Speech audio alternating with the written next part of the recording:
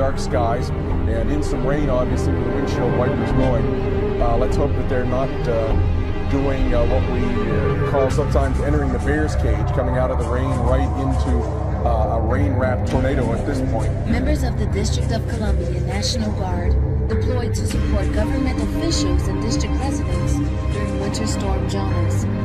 Soldiers and airmen dispatched to various locations around D.C., providing support using military vehicles to transport supplies and essential personnel. The district guardsmen also helped emergency response vehicles and civilians trapped in the storm. And left a trail of debris in the city of Quishigaya. Video footage shows what appears to be a tornado. Firefighters and police say the powerful winds ripped through parts of the city and damaged more than 300 buildings. To 100 meters across, it was one of the largest tornadoes ever in Japan. Scientists at Japan's meteorological agency have surveyed the damage. They've determined the tornado's strength. They say it measured 1 or higher on a scale between 0 and 5. The scientists say a level 1 tornado packs winds of about 120 to 175 kilometers per hour. The Vatican knows, and I have some local connections there that I know about the Vatican and what they're doing. The Fortune 100 companies, they're getting ready and being prepared. Creative forensics when it comes to secrets and how military intelligence knows about things before they happen. Because of what I do and what I do professionally, I interact with people involved with law enforcement, including the FBI. Would the federal government of the United States of America lie to you? Creative forensics. Of course they would, and they have for decades. Creative forensics. My first-hand awareness began in year 2000. Two different men, friends of mine, they're both researchers. They approached me and they said, John, there's this thing that's going to happen. We're not sure about the date, but it's going to happen. When it does, there's going to be abrupt climate change. There's going to be 200-mile-an-hour wind. I need to find out if this is true. And my confidential source, a friend of mine, he says, John, it's exactly what you said it is. It's coming. It's going to hit us. It's going to hit us hard. And there's going to be 200-mile-an-hour winds. And there's going to be massive tidal waves and earthquakes and all the rest of all the things that you said.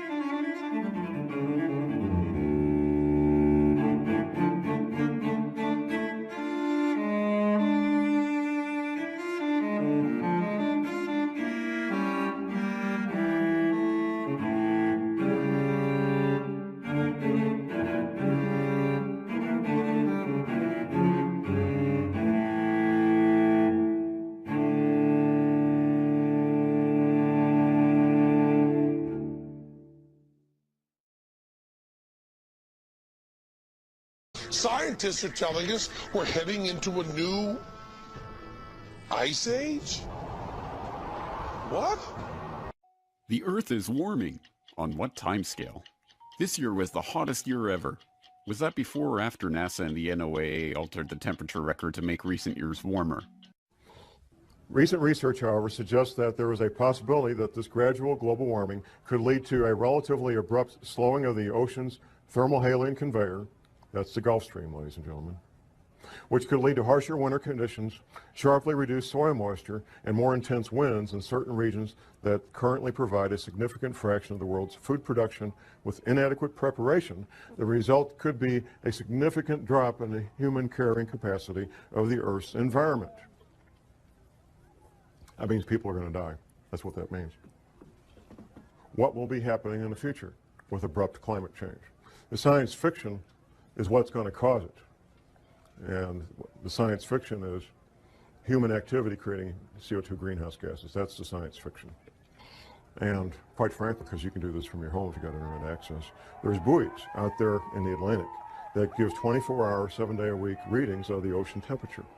And anybody can do this any place. You don't need to be on a little island off the coast of Scotland. And they're watching the ocean temperature. And then there's a dramatic drop in temperature on one buoy, then another buoy, and so forth. And what they're watching is the North Atlantic thermohaline conveyor, which is also called the Gulf Stream. Just a couple of years ago, there was an announcement that the Gulf Stream had slowed down by 30%. My private sources tell me it's been more than that. ClimateGate was hype and it's been debunked. The UK Information Commissioner found the ClimateGate scientists guilty of breaking the law by hiding data from the public. What we're going to learn today is known by the major world governments. I doubt the president of Zimbabwe knows what we're going to talk about, but the heads of England, Canada, United States, Russia, China, they all know, and they're making preparations. The Vatican knows, and I have some local connections there that I know about the Vatican and what they're doing. It's coming, it's going to hit us hard. And there's going to be 200-mile-an-hour winds, and there's going to be massive tidal waves and earthquakes and all the rest of all the things that you said. Because I did pretty quickly learn what would be causing the rising ocean levels and abrupt climate change. These men at the Arkansas, Missouri Ozarks are one of the known safe havens when all these events take place. If you want to get to the heart of a matter, that's the way it's done.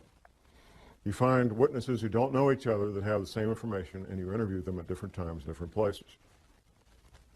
On one of the breaks, I have a man walk up and introduce himself to me. He says, "John, I'm in the insurance industry, and we've wondered for years, us in the insurance industry, why is there such a cluster of retired Navy people in the zip codes of the Arkansas, Missouri Ozarks? Now I know. Now I got my answer." The Navy knows. Another pistol student of mine, a retired Navy guy, I said, "What's the altitude of your new home?" He told me to the foot the altitude of his new home. How many people can do that? Almost nobody. He told me to the foot the altitude of his new home in the Arkansas, Missouri Ozarks. How many planets are there in our solar system? 9? Okay. I've announced the finding of the 10th planet, named Xena. Do a Google search. They did. Don't take my word for it. NASA announced the finding of the 10th planet, named Xena, 29th of July, 2005. Parade magazine and the Sunday newspaper. It was the front cover of the January 15th, 2006 edition. Models project a temperature increase of over 2 degrees this century. And these same models overestimated warming over the past 15 years by 400%. After the NASA press announcement in July of 2005, he calls me up and he says, "John, you're not crazy. There really is a 10th planet." NASA said so. I said, "Thank you very much." There has to be a cause. The cause is the 10th planet. Now, what NASA is calling the 10th planet is not the 10th planet we're concerned about. It's the 10th planet that's referred to in the Bible, also called wormwood. The closer you are to the current equator, whatever that might be, the better off you are when these things happen, if there's a pole shift, because your climate's not going to change all that much. If you're in Miami, Florida, and we have a 20-degree pole shift, you're not going to end up with a really, really bad winter. You're going to have a mild winter. But if you're in Maine and you got a 20-degree pole shift, you could end up with the weather of Siberia real easy. And when this 10th planet comes through our solar system every 3,600 years, it just causes severe problems on our planet, interacting with the Earth electrically and with gravity both.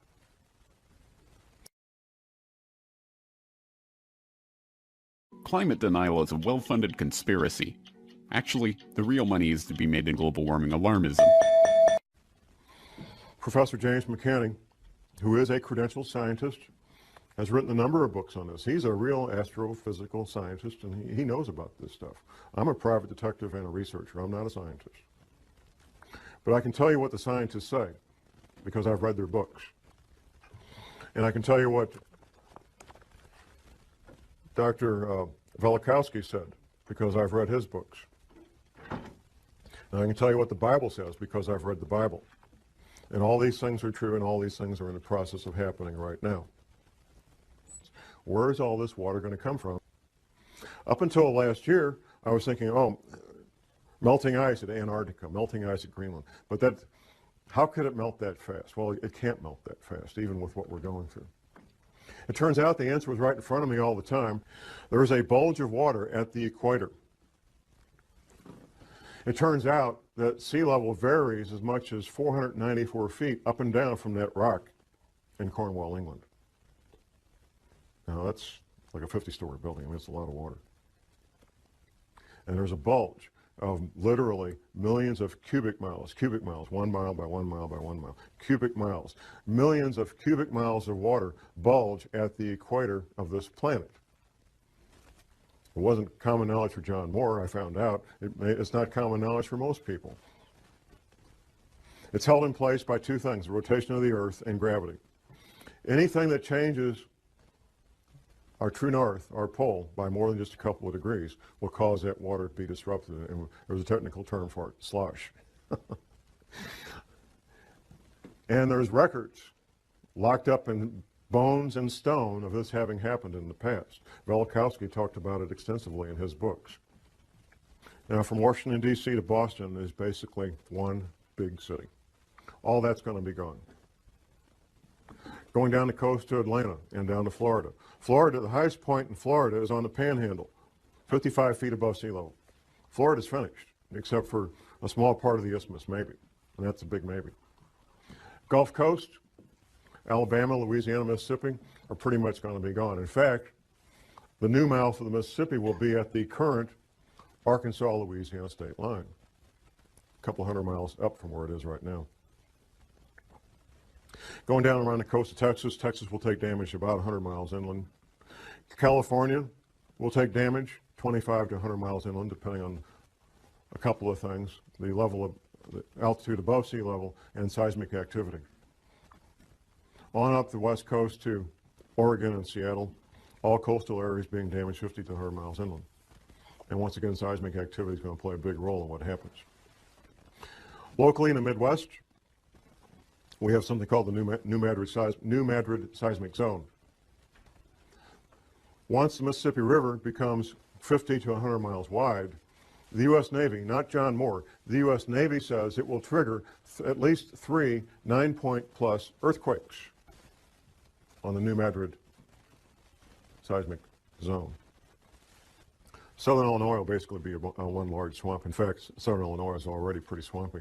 If you fly over the Mississippi River right now, you can see where the river used to be. You can see where its banks were at one time. A much, much larger river than it is now.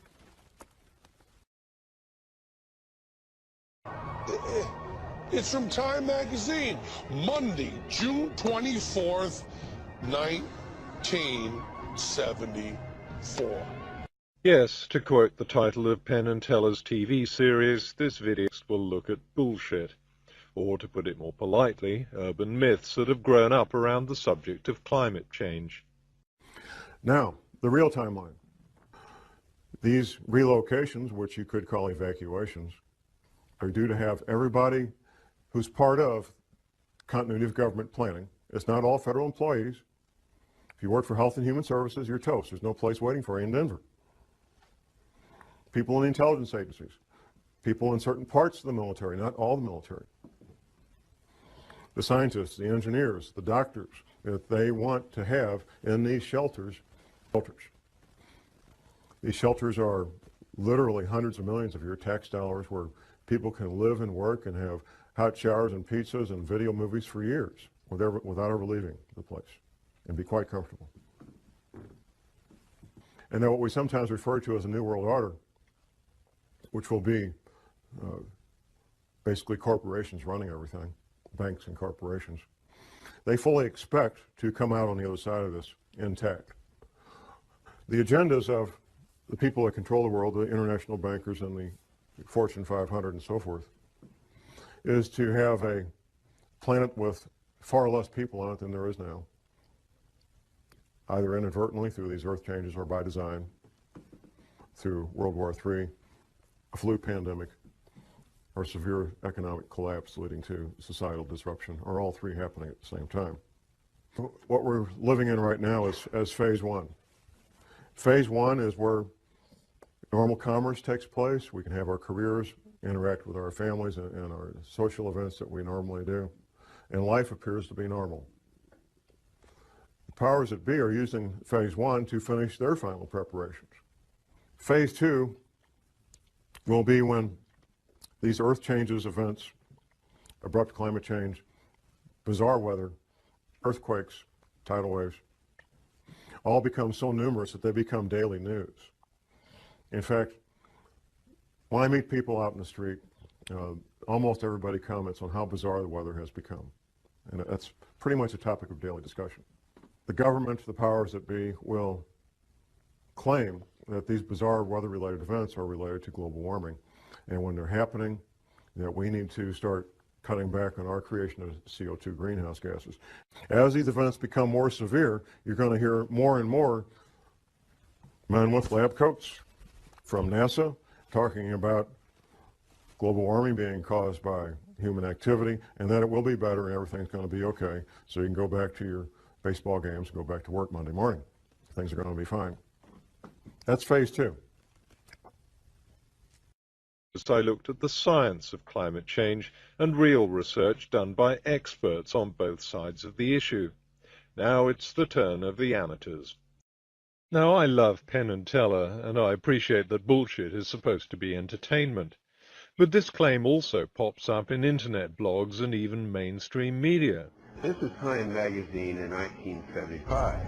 Another ice age is coming. We're all going to die. And this is Senator James Inhofe, who not only cites Time, but also this 1975 story in Newsweek. George Will cites a 1975 article in the New York Times.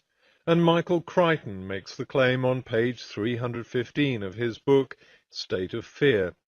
In the 1970s, he writes, all the climate scientists believed an ice age was coming.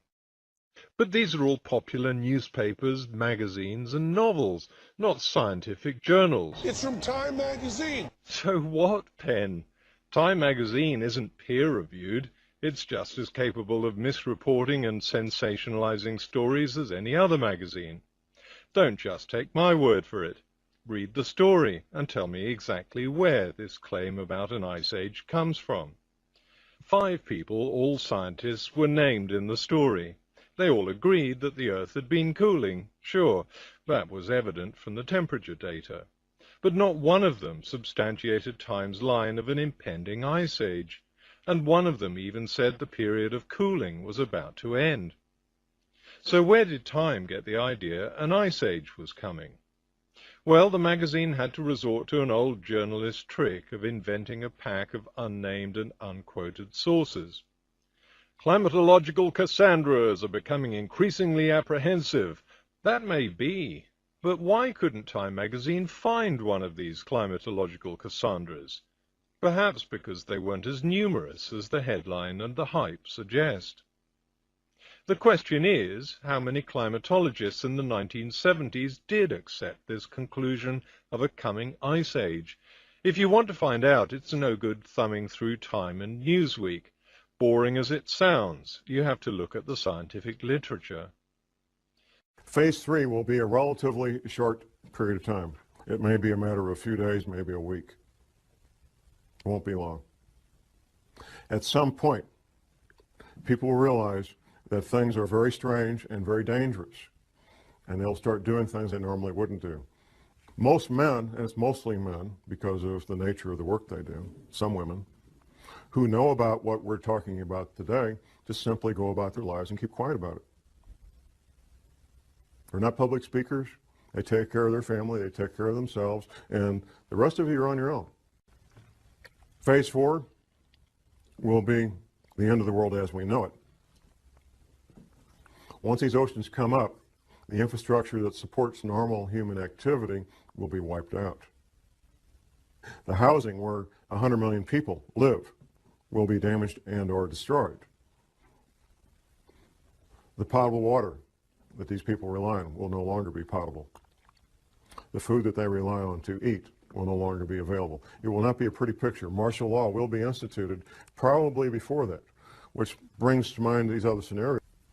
What are you looking at? You're looking at curfews. The curfew could be from 10 o'clock at night to 6 a.m. The curfew could be 24 hours a day. Restrictions of sales of firearms, ammunition, and alcohol. Rationing of fuel, rationing of food, potable water rationing, possibly rationing of electricity. We've seen that in Iraq a lot, depending on what's going on. Martial law is not a fun thing to be part of or live under, even if you're part of the occupying force, because it changes your life. And the Navy says these oceans will come up over a period of about 30 days. Once these events get in motion, these water levels, these oceans, these tsunamis, tidal waves will take place over a period of about 1 month. Altitude. The Navy says that everything 100 feet sea level and below will be completely destroyed. The Navy says everything at 400 feet and below is at risk of being damaged and or destroyed. But there's more to this. There's how close you are to densely populated areas. Now, the Appalachian Mountains, for example, in North Carolina and so forth, would be highly desirable places to be if it wasn't for being so close to literally tens of million people who are going to be hungry and without potable water and without electricity. That's what makes those areas undesirable, even though they will be safe in terms of geology and rising ocean levels. Dollars, if you call a dollar up value for future use, possibly gold coins, possibly silver coins, to store up a lot of value in a compact area, compact space.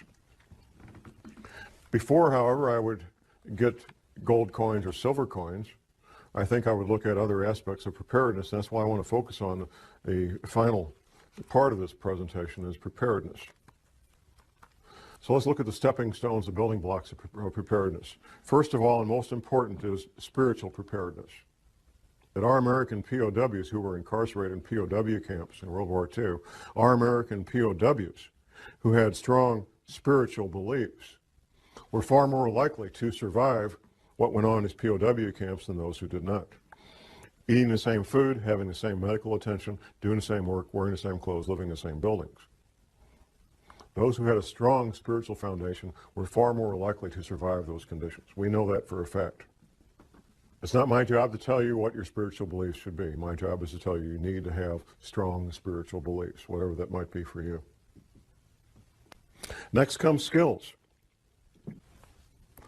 The skills of a farmer, a gardener. You will be growing your own food.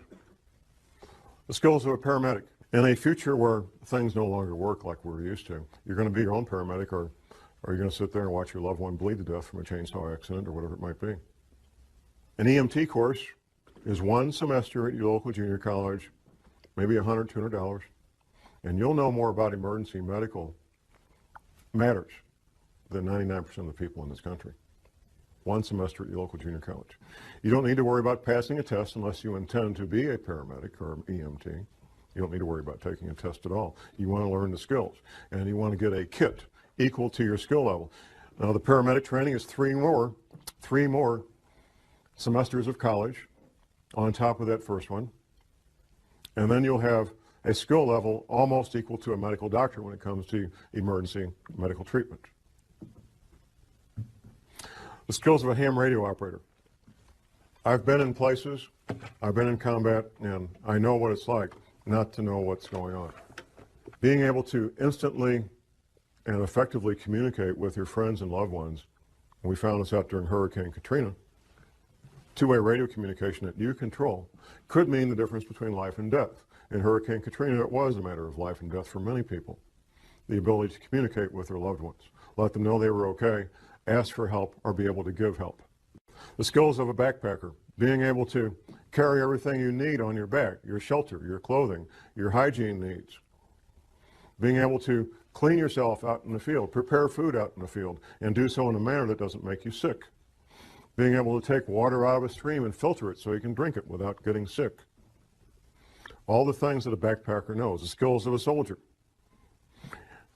In a severe crisis, like Hurricane Katrina, for example, you're your own cop, you're your own soldier, or nobody's protected. That's what it comes down to.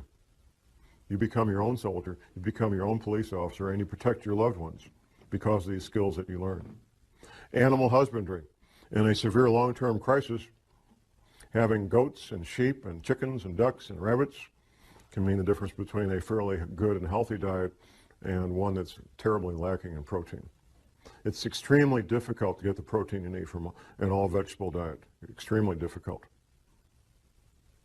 The skills of a carpenter, of an electrician, of a plumber, things that we may call up a professional to do now, you will be on your own to make these repairs. The skills of an automobile mechanic.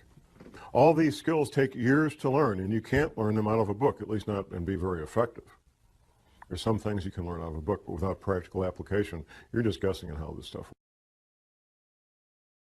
First thing you notice is an admission from a lot of scientific bodies that there was great uncertainty about the climate in the 1970s. Okay, but was there any kind of consensus? Well, if all or most climate scientists were predicting another ice age back in the 1970s, there should be lots of scientific papers from that time supporting that conclusion. After all, there are hundreds of scientific papers today supporting anthropogenic climate change. A review published in the Bulletin of the American Meteorological Society looked at the scientific literature rather than the popular press. 3 climatologists searched scientific journals between 1965 and 1979, and yes, they found 7 papers predicting not an ice age, but global cooling. The only problem is, they also found 44 articles predicting global warming. Even though the world was cooling in the 1970s and had been for 3 decades, even so, 6 times as many climatologists predicted that the danger was global warming, not global cooling. For the purposes of propagating an urban myth, the claim about a consensus on an imminent ice age simply does the rounds unchecked, even when it's dressed up as science. I mentioned Wisconsin will be gone. The Great Lakes will become one vast inland sea joining up with Hudson Bay up in Canada. That's what the Navy says. Gone. Wisconsin's gone. It's finished. There's not going to be any more Wisconsin. Florida's gone. Louisiana, Alabama, Mississippi, finished, gone. Some science in there, some science fiction. The science is about what will happen in the future, abrupt climate change and rising ocean levels. The science fiction is what's causing it. It's not man-made greenhouse gases, like he says. That's a distraction. And that tactic was decided on many, many years ago, sometime in the late 70s, early 80s, that they would use that as the pretext to keep people thinking things are going to be okay. The science leaves out something, and the science fiction adds something. Al Gore gives a timeline for when these events are going to happen. Abrupt climate change and rising ocean levels. The timeline that Al Gore gives in his movie is the same timeline that the federal government gives out through the NASA Goddard Space Flight Institute. Say that fast 10 times. The NASA Goddard Space Flight Institute, which the Queen, Her Majesty, visited last spring when she was in this country, by the way, because she's got taking a sudden interest in science. It's kind of clever what they did in the movie, the way they said it. But in 2016, things will start to get bad, abrupt climate change and rising ocean levels.